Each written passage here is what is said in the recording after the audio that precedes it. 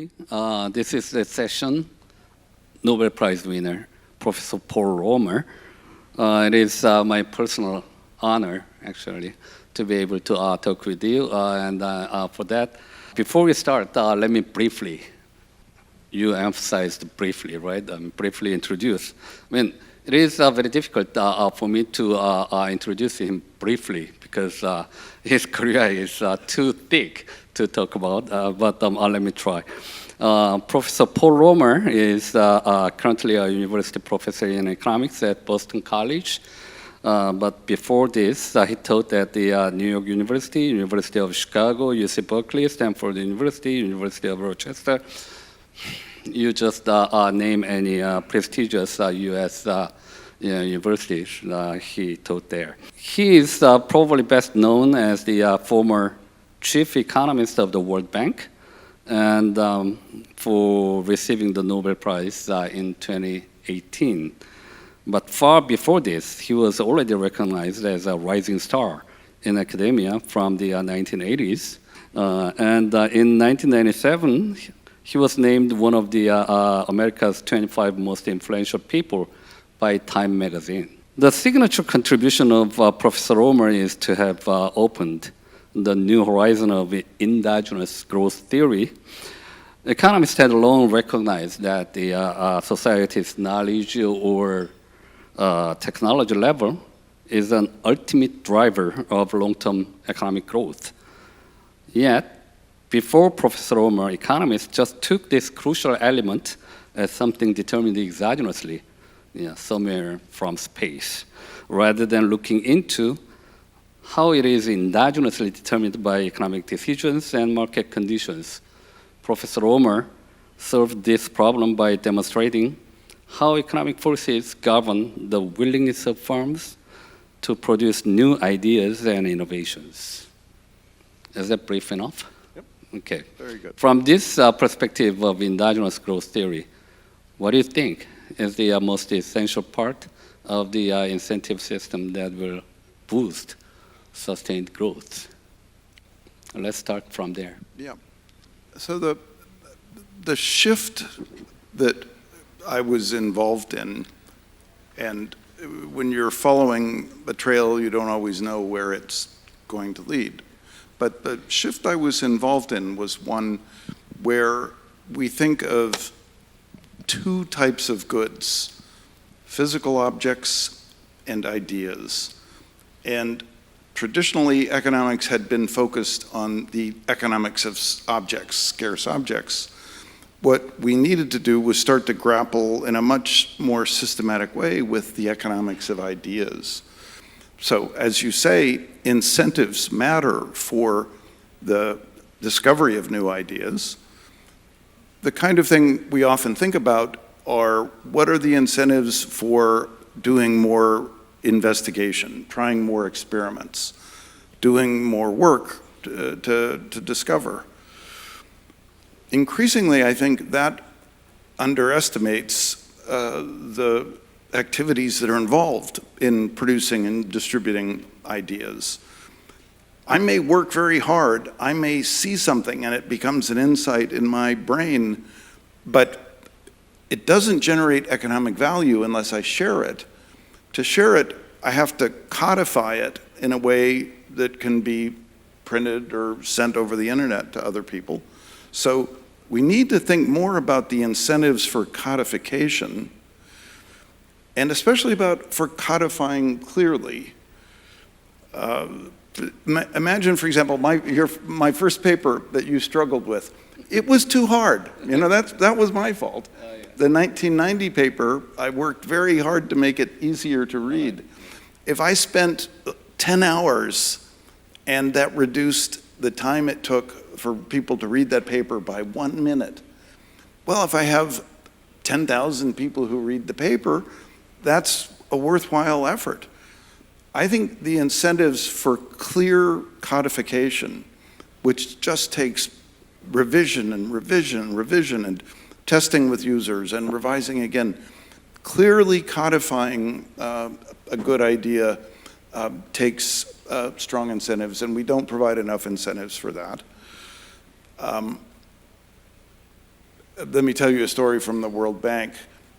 One of the things I did to try and force people at the World Bank to think about how they were writing was to just analyze World Bank documents. And it turned out that the word "and" was the most frequently used word in World Bank documents by a big margin, much more frequently than most writing. And when you look into it, what you realize is that that's because World Bank documents say things like, we should help women get into the labor force, and we should protect their children, and we should protect the climate, and they just have these sentences that go on and on where they try and talk about every good thing and say we're in favor of all of them. So I told the people in charge of the next World Development Report, I will not sign off on this report if the frequency of the word "and" exceeds 2.3%. And people who, when you come in and you try and make some changes, you always develop enemies. People in the bank who were unhappy with me tried to leak this information to make me look bad. But I've always thought it was not a very good way to make me look bad, because if you're trying to show that you actually care about clear writing and you actually pay attention to how people write, I don't think that was a bad thing to be accused of. So you got to have incentives to discover. You have to have incentives to codify. The final thing is you need incentives to tell the truth, because you can codify assertions that are false because you didn't do enough work to check them, maybe because you knew they were false, but it will benefit you if some false assertions are accepted.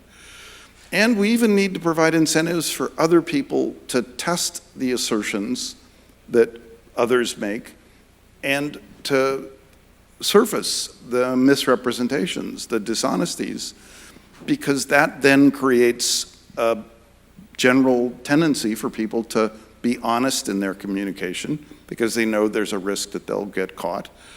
And that then leads to higher levels of trust. There's a saying that trust but verify. You need incentives to ensure that we verify. So I'm much more aware these days of whether or not, or asking whether we're providing enough incentives for clear codification and for verification and for contributing to trust. Because one of the hallmarks of the digital revolution is that trust is going down. The noise is benefiting more than signal. And we're not doing enough of clarity of codification, at least on the side of those of us trying to tell the truth, and we're not doing enough to establish what's true and what's not true. And we're even not doing some simple things like pay attention to who the author is. If you don't know who the person is, and you don't know whether that person has a reputation for being reliable, don't read it. Don't even read it, because it won't help you to read information that somebody can use to slip noise or misstatements to you. So to recap, incentives for discovery, of course, incentives for effort, but incentives also for codification and verification, and more broadly, incentives for sustaining the foundation for trust in a culture. And that could be a corporate culture or a national culture, a world culture. But if we can't sustain trust, we can't make progress towards truth, and it's progress towards the truth which is really the driver of human progress. Yeah, thank you. Speaking of trust, you mentioned fake news and or false information. You seem to be concerned a little bit about the recent regulation movement against this fake news or something, deter possible development in this area. Where should we draw the line? What kind of a balance should we have? Well, I'm persuaded that the first and essential step is to facilitate digital authenticity. Let me give you a practical illustration of what that means. When I left the World Bank, I was in the middle of an argument with the people at the bank saying that one of their reports, the Doing Business report, had been very misleading in a particular way. I wanted to publish some calculations that showed the basis for my claim. So I taught myself some Python and then went to a site that some of you know called GitHub, where you can publish code and publish this code. But I realized in the process, no one checked my identity anywhere through this process. So I realized anybody in the world, right now, you could go get an account at GitHub, use Paul Romer in the name, get a picture of me off the internet, put it up there, put a bunch of code that has malware in it, and say, hey, this is Paul Romer's website. He wants you to run all this code on your computer. There's nothing that prevents this. I got to know the person who runs GitHub, and he said, well, yeah, that's a problem, but what can we do? So the first step is that we need it to be possible for someone like me to send a signal to the world. It's not from me unless I sign it. I put my digital signature on it. Anything that purports to be from me but isn't signed, you shouldn't believe. Now, right now, I couldn't do that at GitHub. The biggest project I'm working on right now is trying to make it easy for everybody to put digital signatures on their messages. But on the flip side, we need to get all readers into the mode of saying, if this isn't signed in a way where I can, with high confidence, understand who is responsible for it, I'm not going to read it. And so I think that this is something that we really need to add to our existing digital system, because what the digital system has done has encouraged many people to listen to voices where you don't know who the actual person is that's speaking to you. So there's no way, once you figure out it was misleading, to change the reputation of that person. So I'm never going to listen to that person again. And then to prefer information from someone else. So we need to make it easy for people to self-identify and for everyone else to authenticate messages we send out. I'm not in favor right now of forcing that on anyone or forcing limits on unauthenticated information. But if we shift to a world where most things are authenticated, when someone sends something which isn't authenticated, it should get your attention. And you should ask, why is the person who's sending this trying to get me to read this, why doesn't this person want me to know who it is? So this is part of that verification process I described before. And it's the digital world has really undermined our ability, because before everything depended so much on physical presence. We knew who we were dealing with. In the digital world, we never know who we're dealing with. But still you believe that's the direction we should pursue? Yep. Okay. Yeah, and I think academics and governments can actually help give us the tools to establish digital authenticity, and then digital messages and digital reputations will work the same way that traditional messages and reputations used to work. Okay, let me take you to a little bit plain issues or a little bit old issue between the neoclassical growth model versus endogenous growth model you created. The sharpest difference between these two models in terms of their prediction is whether you have a convergence in income or not. Mm-hmm. In other words, whether countries like behind can catch up with the lead countries. According to a neoclassical growth model, it should be happening. But according to our endogenous growth model, it doesn't have to.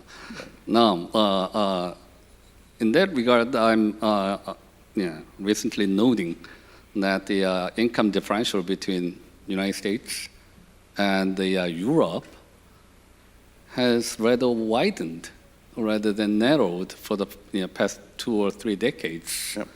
And whenever I try to remember big tech companies that emerged in the recent past 20 or 30 years, I cannot name any European big tech company. They are all emerging from the United States.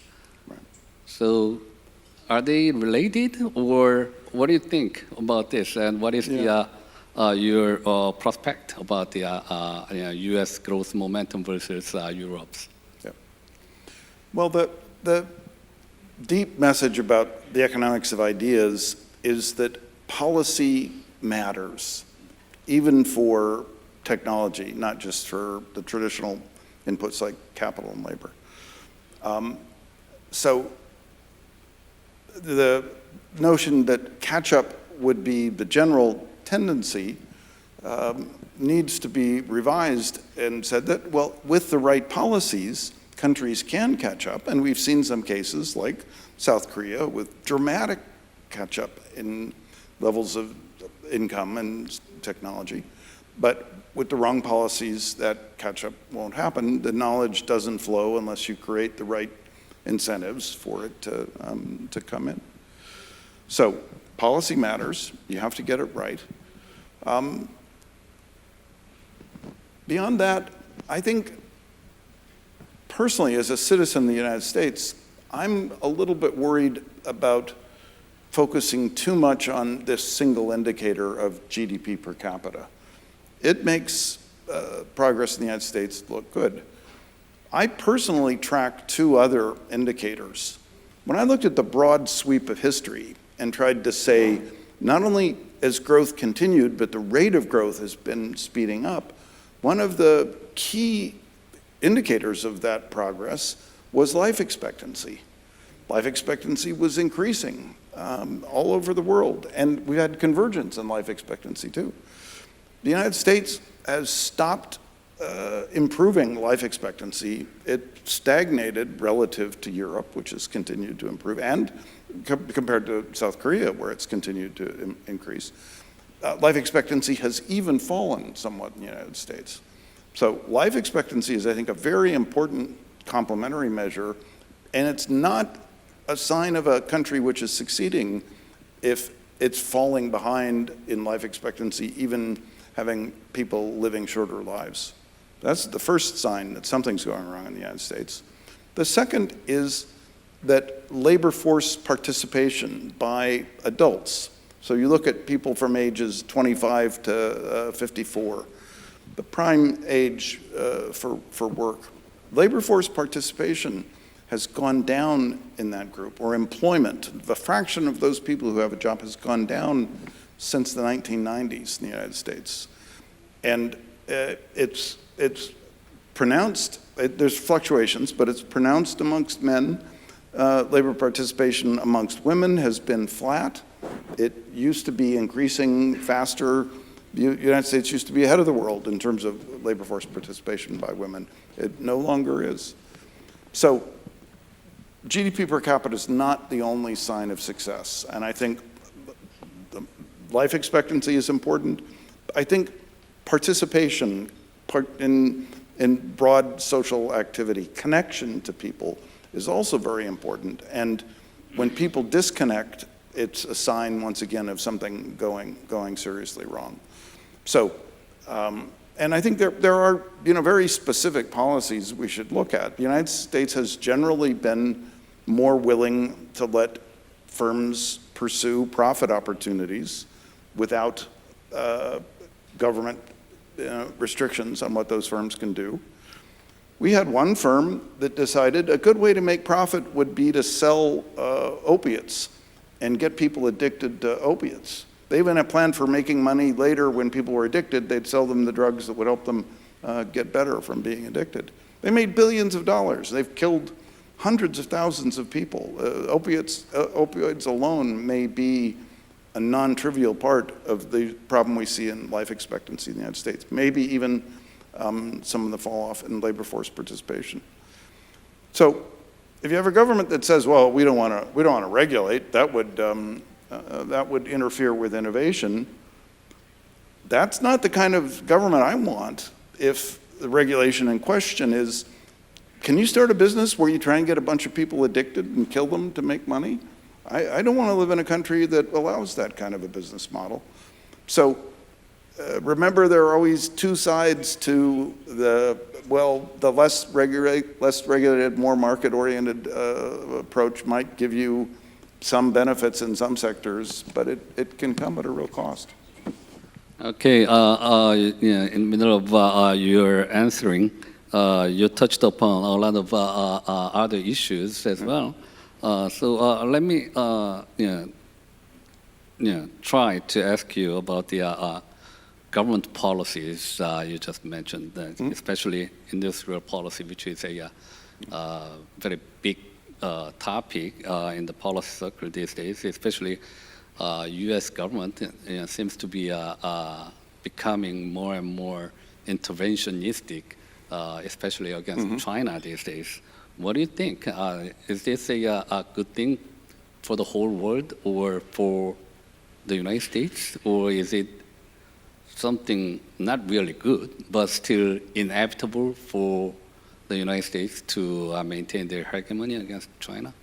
Yeah, I think that economists have been, and I count myself earlier, we've been remiss in not emphasizing enough the importance of government policy. What new developments, like new technologies do, what they do is just give us possibilities. Now, some of those possibilities are good, but some are bad. The opioids that were so addictive. But I think back to a class of chemicals called the chlorofluorocarbons. Those were very good for many purposes, like refrigeration and fire extinguishing and so forth. It turned out they were also destroying the ozone layer. Progress requires not just that there's a market sector that discovers new chemicals, new products, but there's a government that says, oh, this one's good, sure, you can do that. This one is going to destroy the planet, you can't do that. And I think economists haven't been forceful enough in saying that absent that action by the government, which remember works for us, a government that does what we want and says, no, we don't want the business models that are based on addiction. We don't want the chemicals that are going to destroy the planet. The government on our behalf prevents those possibilities, and what we're left with are the good ones that lead to progress. I think we're naive and hopeful that somehow some other mechanism would filter out the bad outcomes, but that was just naive and hopeful. And it's a strong government, a government strong enough to say, no, you can't do that. You can do these things, but you can't do those things. It's a government that can say no that is the essential counterpart to a market economy that generates many different possibilities. So now, you were asking about governments which not only say yes and no, but also say, here, these are some good things, and we're going to actually work with you to make sure you go in that direction. I think there's also a role for a strong government to provide subsidies and encourage those kinds of activities. Think about, for example, the benefits that the entire world has captured from the subsidies that China provided to firms that were developing solar panels. Now, these are controversial because you've got firms that want to be in the solar panel business, and they, according to the trade rules, these subsidies are unfair. But if you step back, we want subsidies to bring about technologies or develop technologies that will be beneficial for everyone. It's much more important that we improve our energy system, move away from carbon, than it is that we make sure that firms in one country versus another get to be the ones who make the solar panels. So I think we're becoming more and more aware of the important role the government can play. And, we've seen historically in Korea and Taiwan, in Singapore, governments that have been fairly active in suggesting this is something that we should develop expertise in, get good at least for now, and received some real benefits from that. The United States, as you said, is now moving in this direction, mainly because of the threat of climate change. I think it's a welcome and long overdue direction to move in. It will cause some controversy and some friction in trade policy, but we need to learn to work around that, because the old system, which we imagined was just you give money to university professors. University professors love that system. I don't know why. But you give money to professors and then good things happen. That isn't the only way to make things happen. By the way, let me just mention that a very good example of an active policy like this was the one that developed the vaccines against COVID in the United States. We had one policy where the US government had set up a firm and had contracts with it in advance to be ready to produce. And that was just a total failure. That firm never did anything useful. It was just money that was wasted because of the usual political pressures. But the other program that took ideas that had been developed partly by government research labs and then rewarded 2 firms for developing these vaccines, that worked incredibly well. And a couple of successes like that can offset a lot of failures, like the firm that didn't do anything. So public health, zero carbon energy, there are many areas where it's a good idea for governments to be subsidizing faster improvements in the technologies. And if we're going to have some trade friction over that, that's fine. We can live with that. Okay. You explained your general idea about the government intervention in the market. And sometimes it should be strongly exercised, and that should be made by good people, good policymakers, competent policymakers. Mm-hmm. Yeah, but you didn't explicitly answer my question about the trade frictions, in particular between United States and China. What do you think about that?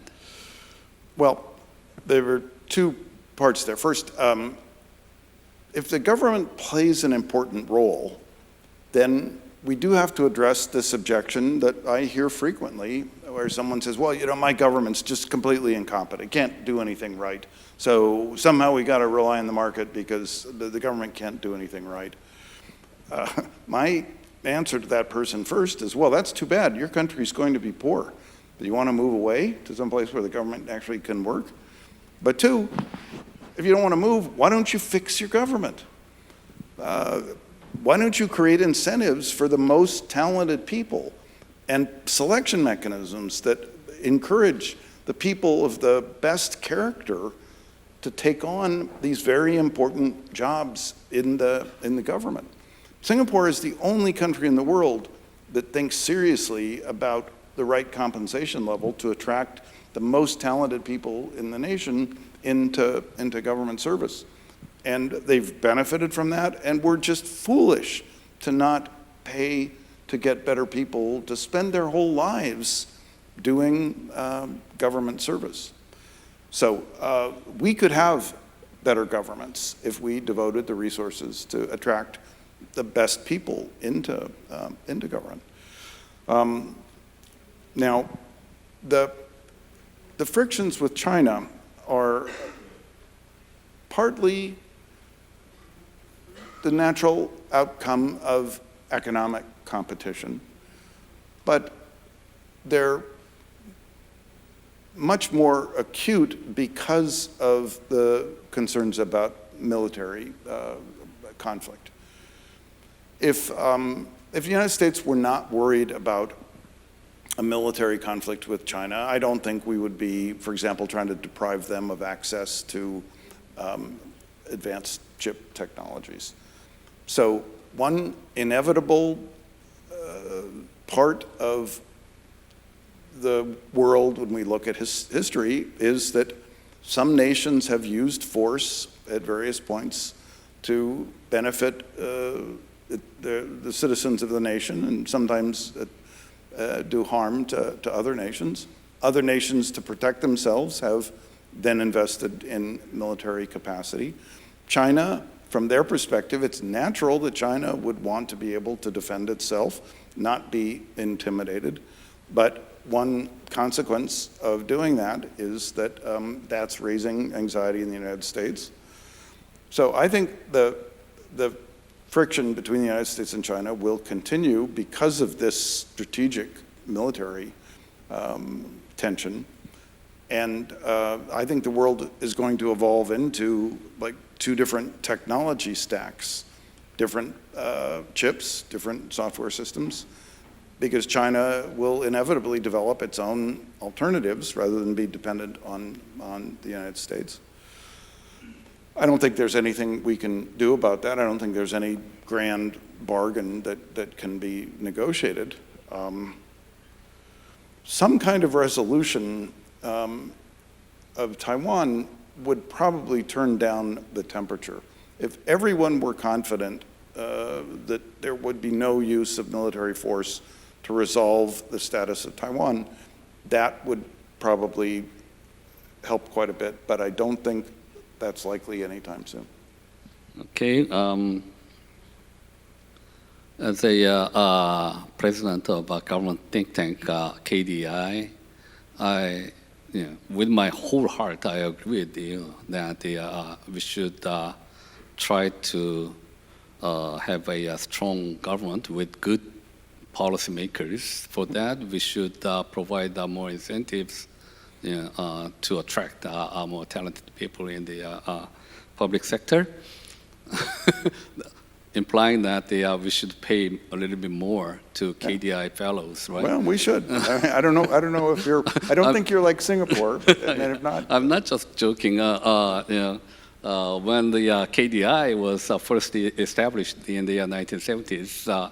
KDI fellows' salary level was probably 5 times as much as a regular professors in the universities. So we had all good and talented and competent people to advise the government economic policies. And back to the U.S.-China conflict. Well, let me just say, I mean, it's really hard to get this to work because you have to be very demanding about insisting that only the most talented qualify.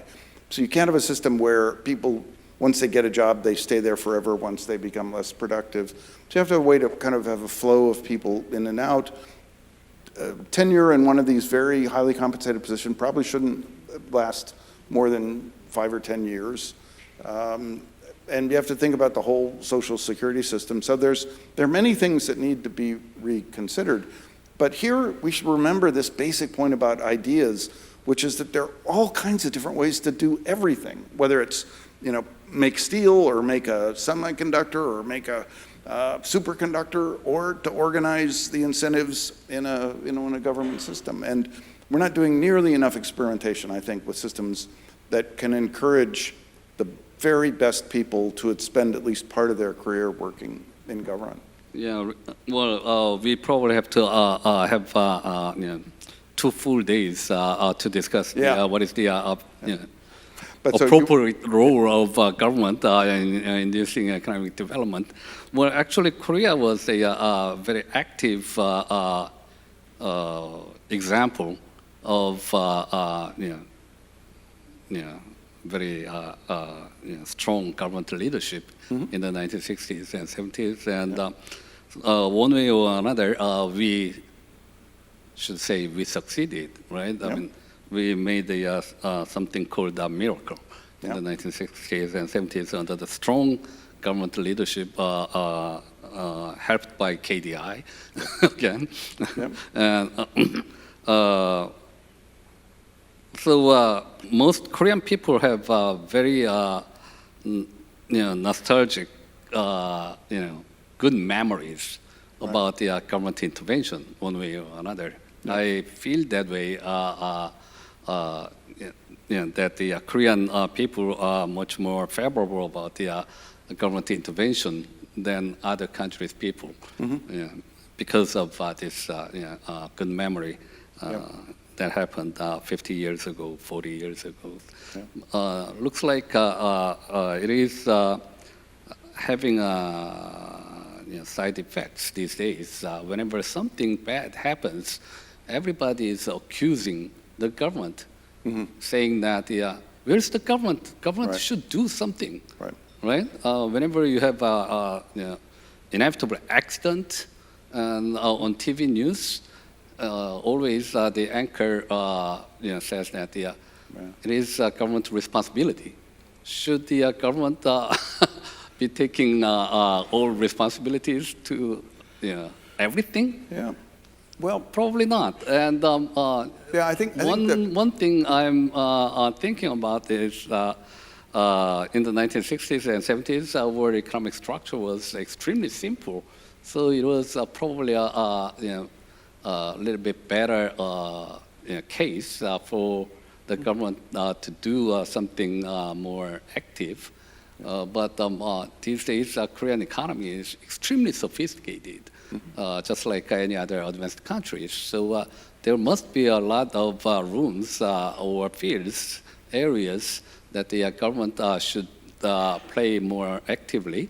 But at least compared to the Korean economy in the 1960s or 70s, the government should be refraining itself from too much intervention. Yep. Well, if you think of the case I mentioned of the U.S. government with the two firms that actually delivered the vaccines, I think it's good to think carefully about the relative skills or comparative advantage of government decision makers versus firms, and there's ways to get the benefits of both systems. So it doesn't mean that all the best people or all the best activities or even certain things like just manufacturing the actual vaccines, that has to take place within the government.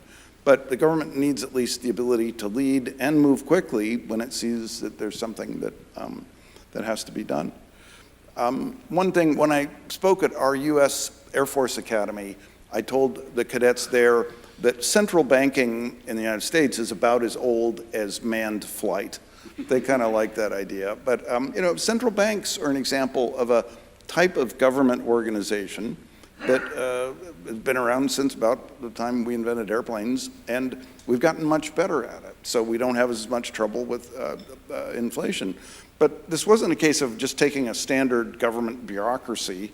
We experimented with different organizations with some independence in their own, hierarchical employment system. And so central banking is a good illustration of how we've developed new government entities with new powers to deal with a complex world. To give you another example of this, in the United States, we developed a parallel system between something called the FAA, which is the Federal Aviation Administration, that would, say, authorize pilots and approve designs for airplanes, and then a separate entity called the National Transportation Safety Board that looked to see what went wrong whenever there was an accident. The effect of this was that the NTSB played a role as a kind of enforcing a bit of a check on the FAA, so that we need to think about different government organizations and even a kind of tension or competition between them to do things. The thing that I like so much about the NTSB is that it has one job: find out what the facts are. What happened in this case? They don't propose regulations. They don't say what you do to fix it. Their job is only to say, here's what happened in this accident. And if you think about, say, the response of financial regulators after the financial crisis in 2008-9, nobody in the response to that crisis was committed to finding out what actually caused this, what happened. There was so much pressure from existing regulators and existing financial institutions who wanted to cover up what had happened because they were worried about what regulations might come out of this.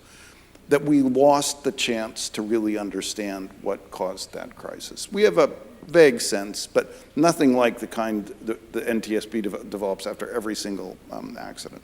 So I think we can think of government agencies that may not be given any regulatory powers at all, but given very strong powers to go out and collect information, find out what the facts are, and surface those facts in a transparent way. So I think it's a complicated world, but we could still innovate and have a government that does a better job. Okay. I have a very long list of questionnaires, but time flies, so we should save time probably up for the audience at the end. Let me just ask you a very brief question and a practical question. I mean, United States and China are the two largest trading partners of Korea. When they are fighting, where should we stand?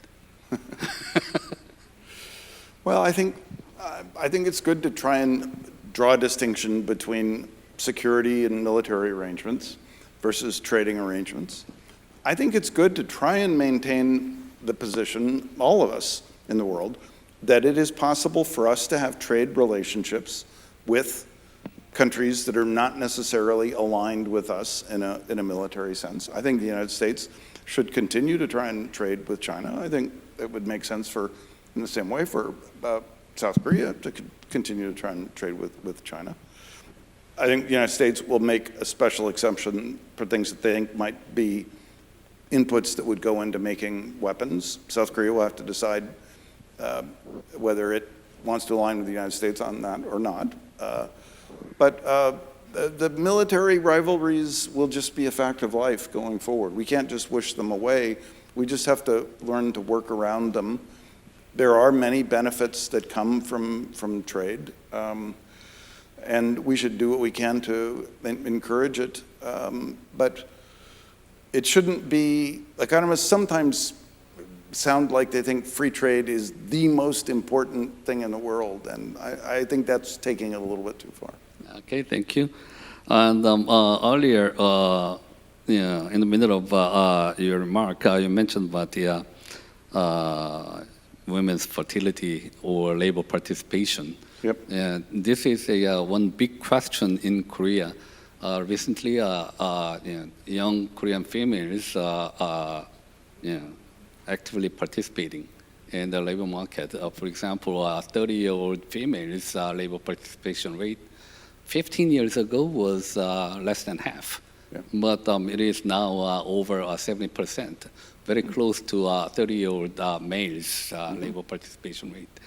And within probably the next 10 years, female will catch up with males' labor participation in the young generation. But this must be viewed positively from the inclusive growth perspective. But the other side of the same coin is that the young females don't have babies. Yep. So between having babies and having a job, looks like Korean young women are forced to choose one or the other rather than both. So our rising female labor participation is at the cost of fertility. Is there any way we can mitigate this kind of a problem? I think I think the answer to a question like that is always yes. There's always things we can do, and there's always way more possibilities than we can imagine, possibilities we haven't tried. So what we need here is experimentation and then codification of the results and sharing of the results. But one thing you can do before you even try and roll out experiments here in South Korea is just look around the world. There are some nations where they've built over decades elaborate systems that provide support for families, support for children, childcare, educational arrangements So one of the first things you could do would be to go look and see what's working in other countries, which of those countries are relatively similar to South Korea, what experiments could we run to try and emulate the successes elsewhere. So I think if, as a nation, you decide you want women to have economic opportunity, you'd also like to maintain at least a stable population or even a growing population, then you can discover ways to have both. You don't have to decide. Every time people feel like they're stuck with very bad choices, they need to remind themselves that there are better options that we haven't discovered yet. Thank you very much. We are kind of running out of time. Otherwise, I'm going to ask him the final question. Once advocated special economic zones like Shenzhen in China. Yeah. Can you share your idea with us? I mean, this is probably a critical pivot to generate the more innovations. Well, there's different ways to use this idea of brand new cities. One that was very effective in China was to use it as a strategy for actually achieving some reforms that would have been impossible to achieve by Deng Xiaoping forcing them on everybody in China. Part of what he said when he wanted to create the economic zones was, we need to stop talking. We got to stop talking about these things. Let's just try it. So new zones, just like new firms, can be ways to avoid this paralysis of talk and talk and talk, and somebody takes charge and they just do it. So I think it's something that developing countries could still pursue. I think at the level of economic achievement in South Korea, it's less obvious what a new city would do. But I do think it's worth keeping in mind. I think the successful cities in the world will have at least 10 million people in them. And it might be a good idea for South Korea to aim to have at least 2 cities of 10 million people. So you might think about, how do you get to that goal? Make that part of your policy. Successful urbanization was a key part of your rapid growth in the past, but the question now is, how do you keep pushing it forward? But let me just give you a slightly different way where I think new cities will inevitably be an important part of a very serious problem we're facing. We do not know how to create governments that can do just even most basic parts of providing access to a modern economic system. We talk about capacity building. We've had very little success in this. Gordon Brown, I think, had the best summary of this, saying that in achieving the rule of law, which is a very important part of basic governance, but in establishing the rule of law, the first 5 centuries are always the hardest. So that may be what we're looking at. And many people around the world are no longer willing to just sit and suffer and wait in conditions that are horrible in terms of opportunity, even in security, because the basics of governance are not available to them. Those people will be on the move, and there are a lot of them. The Gallup organization says that about 700 million people around the world say they would be willing to move now if there was a place they could go. So a lot of people, billions of people, may want to leave places where we haven't yet established the basics of governance. Second, we've seen that very much smaller inflows of immigrants have been very disruptive for democratic systems in many, many countries. There is no capacity amongst the rich countries of the world to absorb 100 million or 700 million or 3 billion people into their economic systems.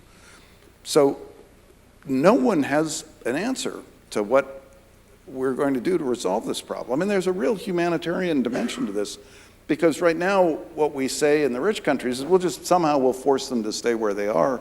You know, where they are and the conditions they're in, there's a reason most people want to leave those conditions. Now, where I think new cities could come in could be new cities like Hong Kong, which was established by the British and had a strong executive in charge, but which allowed millions of people to move into Hong Kong. British citizens didn't worry about millions moving into Hong Kong because they didn't have passports. They weren't going to move into Britain. But so you got the benefits of essentially access to British rule of law and a willingness to accept millions of new residents. And I think it will be arrangements like Hong Kong, although not ones that were achieved by military force, but negotiated arrangements where there is land around the world where a nation that has the capacity to provide the basics of rule of law offers to do so, and then let millions of people move in and live in a place that where the host of this guarantor provides these conditions. I think this is the only way out of this this problem. It's a horrible solution. A lot of people hate it. I hate it too.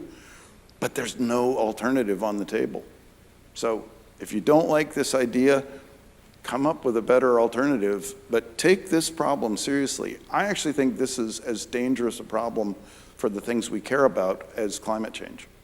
And it's getting almost no attention, and it will get worse and worse. So that's a little bit of a grim note to end on, but maybe it'll be a crisis that mobilizes us to do better. Okay, thank you. Time's up. I wish we had more time, but we have to keep the time. So let me wrap up. Well, actually, I cannot wrap up. I cannot summarize. We jumped all around from one topic to another, from endogenous. Now you can see why I can't keep a job. I just kind of keep moving around. I see. Okay. Yeah. To female labor participation. What else? Urbanization and strong but the competent government leadership. Executive authority. Executive authority, and all of those. And I'm sure that the audience must should have been able to find something that you have benefited from his insight. So with that, I thank you. And let me close the session. Thank you very much.